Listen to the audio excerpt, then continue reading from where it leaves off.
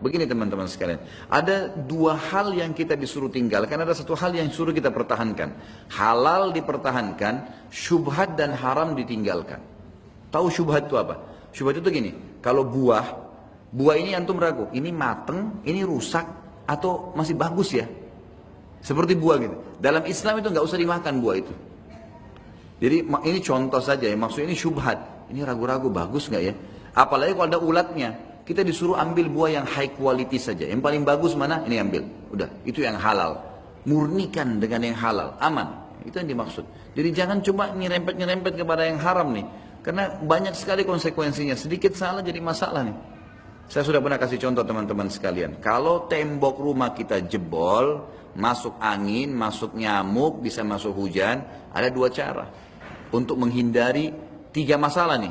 Masuk angin, masuk nyamuk, serangga, dan bisa masuk hujan pada saat hujan.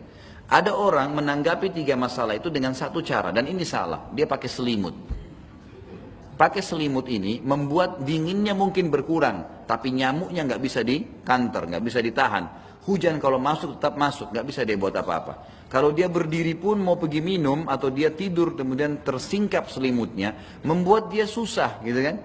Akhirnya tetap aja dia kedinginan. Ini kurang efektif dan ini yang banyak umat Islam lakukan nih. Cuma pakai selimut saja. Masih berbaur dengan hal-hal yang haram, yang syubhat, nggak apa-apa deh, nggak apa-apa deh. Ini sampai kapan nggak apa-apa deh ini? Di buku amal antum nanti terus nggak apa-apa deh semua ini. Masalah ini, gitu kan? Cara yang terbaik, ambil batu bata, pakai semen, tutup tuh lubang, selesai, udah. Jadi biar kita nggak pakai selimut nggak masalah dan tiga masalah selesai, nggak ada dingin, nggak ada hujan, nggak ada nyamuk, gitu kan? Tutup semua itu pergaulan dengan orang-orang yang buruk, TV tidak baik, tutup, matiin, jangan dinonton, udah selesai. Jangan bilang nggak apa-apa, saya mau nonton berita, bohong, habis itu iklan. Lihat lagi orang pakai sampo. Sebentar nyerempet ke sinetron, nggak apa-apa deh setengah jam. Dan nggak apa-apa sampai kapan nih nggak apa-apanya? Nggak bisa, tutup udah selesai. Nggak bisa, harus hijrah memang. Kalau mau aman memang begitu. Kan begitu. Karena begini, perbuatan amal soleh kalau makin kental dan jauh dari perbuatan dosa, itu makin terasa nanti kehusyuannya tuh. Kalau ada di antara hadir di sini bertanya kepada saya, Ustaz saya sholat tidak khusyuk, kira-kira apa yang saya harus lakukan? Atau apa penyebabnya? Jawaban saya, Anda masih punya dosa yang terganjal, gitu kan? Itu mengganjal dosanya itu. Jadi kalau kita coba khusyuk nggak bisa, kita malas baca Quran, malas ibadah, itu ada dosa yang ganjal. Coba muhasabah deh. Lihat dalam satu minggu ini dosa apa yang masih rutin antum kerjain. Oh jam 8 pagi masih nonton gosip misalnya.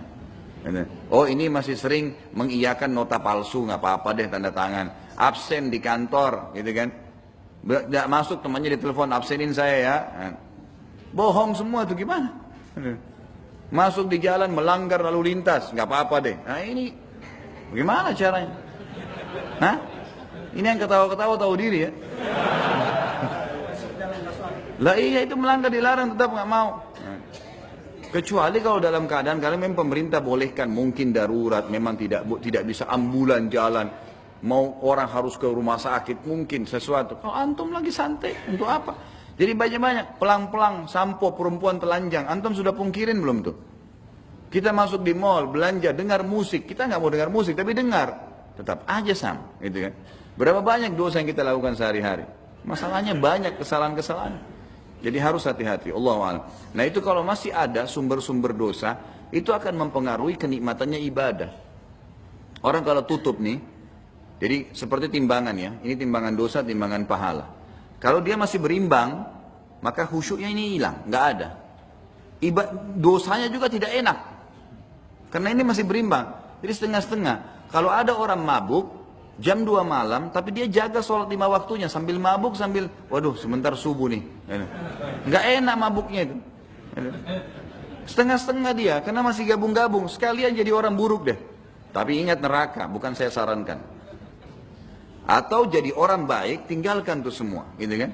Nikmatin yang ada. Kalau orang yang berbuat amal soleh teman-teman sekalian, tidak mendapatkan makan, kelaparan, susah hidupnya, susah kita jadi orang soleh. Enggak kok enak, makan banyak, minum bisa, tidur bisa. Malah orang soleh dilarang begadang, bisa bangun tengah malam. Ini enggak begadang, dengar musik sampai pampung di kupingnya.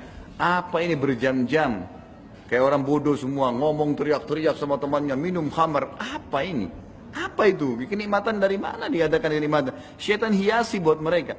setengah mati berzina, kemas, hanya untuk pergi sama pacarnya jauh ke Ancol berapa jam, gitu kan, dan ketakutan, nanti hamil jadi masalah rusak namanya. Nikah tinggal 10 menit, kalimat akad, lamar baik-baik, nikah, silakan berhubungan badan setelah itu 1000 kali nggak apa-apa.